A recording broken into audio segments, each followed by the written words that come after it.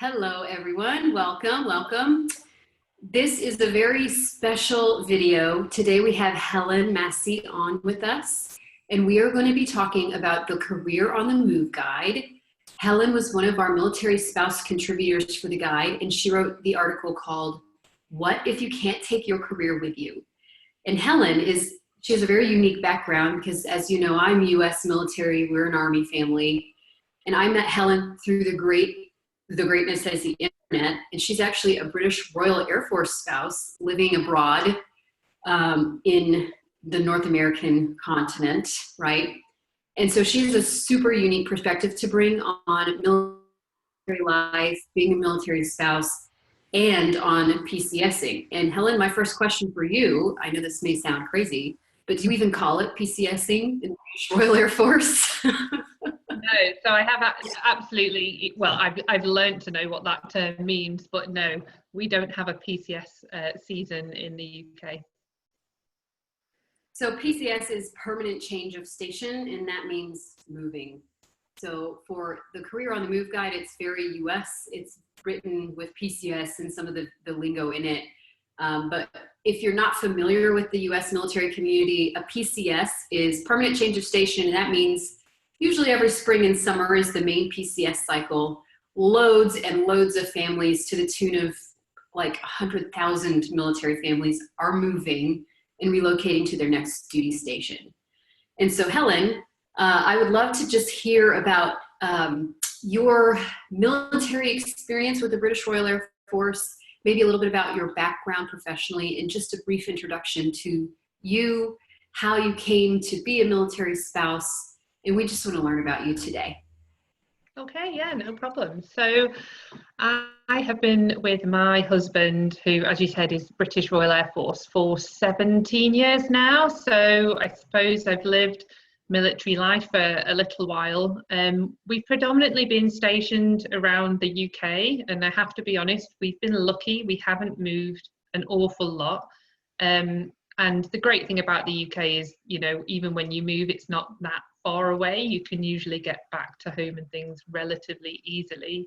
But the last few years, we've traveled a little bit more. We spent a year in the Falkland Islands, which we came back last summer, and then quickly went back to the UK to have our third baby, and then to Canada, which is where we are now. So we've had a couple of international moves in the last few years, which has really opened my eyes, and it took me out of my comfort zone from a working point of view. So I'm clinical by background. I'm a physiotherapist by trade. However, I became a specialist in respiratory disease, and that's where I focused my career. I worked in the British National Health Service for over 10 years, and then when we moved to the Falkland Islands, I couldn't carry on working because there was no childcare. And then we moved to Canada, and I couldn't carry on working just because of the registration system and the amount of time we're here. I can't transfer my skills clinically. So I decided it was time to completely think outside the box and start a new career and build something that I can take with us around the world. Well, and so now Helen is a medical writer, and you can clarify what you do, but she started her own business, freelancing business, and she's able to take that with her wherever the heck she lives in the world, whether they'll take her credentials as a respiratory therapist or not. And I thought that was a really good move, because what happened right after you did that, I've been following you online and everything, is with your particular expertise. Guess what just happened? This global pandemic, and you happen to have a particular expertise in it. And it's almost a really good time to transition over from the clinical side of the house to thought leadership. And so you'll have probably some really nice perspectives to share through your writing and things like that. So tell us a little bit more about your current job title, your business, your freelancing model, and tell us how it's different than serving in a hospital or clinic or wherever it is that you were working before. Yeah, so as you said, I've transferred to being a medical and health writer and set up my own business in that area. So what that means is I write articles, content, blogs, anything really based around medical health, wellness, well-being and lifestyle, for companies, for magazines, newspapers, anybody that's really trying to get a medical or a health message out there. And what I bring to that is the evidence base, you know, from my knowledge clinically. So, you know, I have a great knowledge from all different clinical areas, not just respiratory, and I use that and my ability to read the scientific papers and transfer that information into something that everybody can understand, everybody can read and relate to. And so I work with a number of different companies and also write weekly for online medical newspapers. So it's quite a diverse job. I get to write about different things every day, which is interesting. It increases my learning all the time, but also keeps me up to date clinically and medically with what's going on in the world. That's awesome.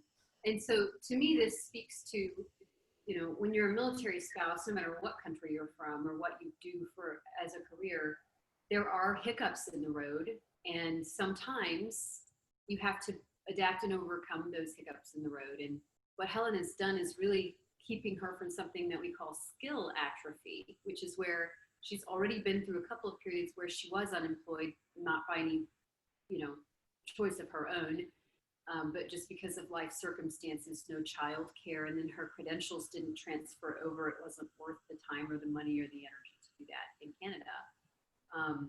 But she did come up with something. So she's writing, she's using technology, and she's doing research and keeping abreast on current health events. I'm curious to know what tips that you might have, Helen, if you are a military spouse, no matter where you're from or where you're going. What tips would you offer, knowing your unique background? What are your kind of top 3 tips for military spouses on the move?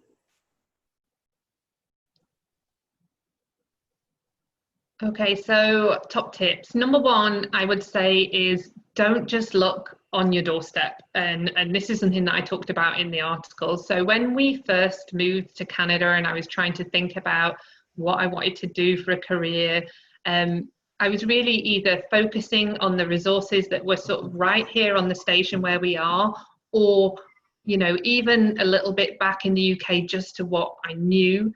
And I quickly realized that there is so much more out there, which is, you know, how I got in touch with you and a lot of companies in the United States. Was I looked at the, you know, the different military resources out there across the world, and everybody's in the same boat, as we've said many times, different tribes, same problems. You know, it doesn't matter which military branch, country you're from, we're all going through the same problems, the same moves, the same difficulties, and there are so many resources out there. So I started accessing online resources in the UK, in Canada, in the States, anywhere that I could find, really, and that was so helpful. Nobody has ever come back and said, no, you're from a different country or you're from a different branch. Everybody has been so helpful, so welcoming. So that would be my top tip, is don't just look on your doorstep. There is a worldwide military network out there, and I think one thing we're really good at is supporting each other no matter where in the world we are. That's awesome. Number 2, I would say, I don't know. oh. Sorry, I have a lag. We're using, if you can't tell, I'm in an empty room. I just moved. And I'm using my mobile hotspot for Wi-Fi. So we have a tiny bit of a lag, and I keep butting in and interrupting Helen today. So I apologize. Tip number 2. Tip number 2, look for all the wonderful free resources that are out there, and there are some amazing ones. And there are free virtual networks. So a lot of networking is obviously a big part of starting any new business or any new career. And we're obviously in the middle of a pandemic, so networking is difficult, right? You know, we can't get out to those local meets or things that are put on in the local station, but there is so much virtual networking out there, you know, and it's free. There are so many free resources. If you're struggling with, you know, getting your CV up to date. There are many people that will help for free to get that organized as well. So many, you know, learning courses that you can access. So don't be afraid to ask what's available, and don't be afraid to say yes and join in. You know, don't stop paying for stuff initially. If you're not sure where you're at on your path or what you want to do, you know, don't fork out loads of money in the beginning. There are so many great free resources out there. I'll speak to some of the US resources, and Helen has, in her article in the Career on the Move guide, she's mentioned a lot of these. But there is, for the US military spouse community, there's a place to look for work from home jobs called VertForce. I love it. I love Kimber, the founder of that. The free resume or CV writing resource in the US is Hire Heroes USA that I like to recommend. There's also a new resource. My mentor and friend Jay Sheehan has founded freelancevets.com. We will drop all of these links in the video. But freelancevets.com is literally sort of like an Upwork or a TaskRabbit or a Handy type of platform. You jump on there as a freelancer, you get these jobs, and it's only for military spouses and veterans. So those are kind of my top 3 free career resources that I like to recommend. VertForce, Hire Heroes USA, and then this new one, it's only about a month old, called freelancevets.com. But Helen does go in and talk about some of those resources as well in the article, in the Career on the Move guide. And if at any time you have questions about free resources, always feel free to reach out to me through Begin Within, and I will recommend until the cows come home all the free resources. Yeah. And you know, what's funny is Begin Within, I started out as a resume writer, and I would charge military and everybody else for resume writing services. And I totally flipped my business model so that I didn't have to charge anymore, because there's so many good resources out there. I was like duplicating effort and charging people for it. And then I moved it over so that I could serve the military community and provide the same career services for free. And I encourage you to go out there and use those free resources, because so many of them are amazing. I will say also, there are an abundance, tens of thousands of free resources if you start hyper-localizing it. So if you get overwhelmed, that's okay. Start asking friends and people like myself, ask Helen for recommendations, and start there. Because it can get overwhelming, especially when you start looking down to the city of all the free resources available to the military community. You'll start finding tons and tons and tons of options. Yeah. And tip number 3. Number 3. So my mind's just gone slightly blank there. Number 3, yes. So number 3 is to talk to other military spouse, veteran entrepreneurs. There are so many wonderful entrepreneurs who are military spouses, military veterans, and have been through this whole process before, and they have some great advice. And I would say start following people like that online. Follow them on Facebook, on Instagram, on LinkedIn, connect, chat, because they've been through this before, and people are so happy and willing to help and guide you on this journey from going, you know, through a new career or setting up a new business. And there are so many great military spouse and veteran businesses out there that have been developed and are really happy to share their knowledge. So, you know, connect. I've never had anybody that's, you know, said no, they don't want to chat, or they don't want to connect, or they don't want to share their tips. I think that it's a really great community, and you can learn an awful lot from each other. Amen to that. To me, people are your number one asset. And the beautiful thing about the military community, and this is global, it's not just right, is that we're all transient. And you move in, let's say my brand new street that I live on, I could just go on the local little Facebook group for the neighborhood, or go next door and ask a neighbor, right? And say, hey, look, I'm 8.5 months pregnant. Can I just borrow a lawn chair? Right? And they're going to let me borrow a lawn chair, and they'll be glad to do it. Yeah. And the community, they just know what you're going through, because they're going through it as well. Yeah. And people are more than happy, and they're more than willing to help. But I think what hurts us as people, we get a little prideful, and we don't always ask for the help, right? Absolutely. Yeah, and our community is more than willing to give that help, and it makes them feel good about themselves to do it. But they don't know you need a lawn chair unless you ask No. them. Absolutely. And I think if people aren't happy to do it face to face, like in the technology age, and obviously in the age of COVID-19 at the moment, there are so many online Facebook groups and chat groups and that you can join, you know, if you're a little bit nervous about speaking to people face to face, if you know that your neighbors set up this business, but you're not sure about, you know, asking them questions, they're probably on the local business network group. And, you know, there are so many great ways to connect and chat now. There are. So those were your top 3 tips. Is there anything else, parting wisdom, that you want to leave us with today before we close out our chat?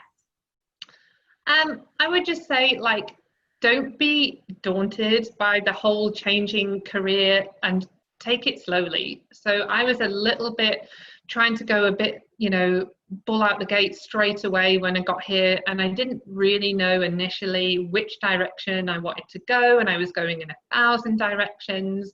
And I think it's really important to just slow down, don't panic, you know, take that time to really think about what you want to do, what your skills are, and how you can harness them. You know, it doesn't have to be done immediately, and take that time to get it right, rather than doing 1,000 things and, you know, not quite getting anything right. I think just take a step back, slow down, and don't be daunted. That's great advice. I can certainly attest that while you're moving and you don't have your creature comforts, you don't have a choice a lot of the time but to slow down. And so to be deliberate and reschedule meetings that can wait is definitely something worth doing. But then if you're also, you know, moving in general is overwhelming, but if you're to the point where you're moving and changing your career, whether by choice or by force, slowing down is definitely required. I think that it's something we want to hit the ground running, and we want to be that superwoman that lands in a new country and has a job lined up the first week. But we're only human, guys. I mean, we're only human. So definitely some good advice. And Helen, I appreciate you taking the time to chat with our audience. We really, really, really like listening to your cute accent. And you also are just full of wisdom and good tips and advice, and I appreciate your time. Welcome. We'll drop links to all the resources we talked about in the comments. Yeah. We will also drop contact information for Helen and her website and everything like that in case you would like to chat with her and talk to her. And if you have any questions, drop them in the comments. Let us know you were here. Say hello, and we'll be happy to go back and forth with you on social media. And also, don't forget to download the Career on the Move guide. Yes. Free.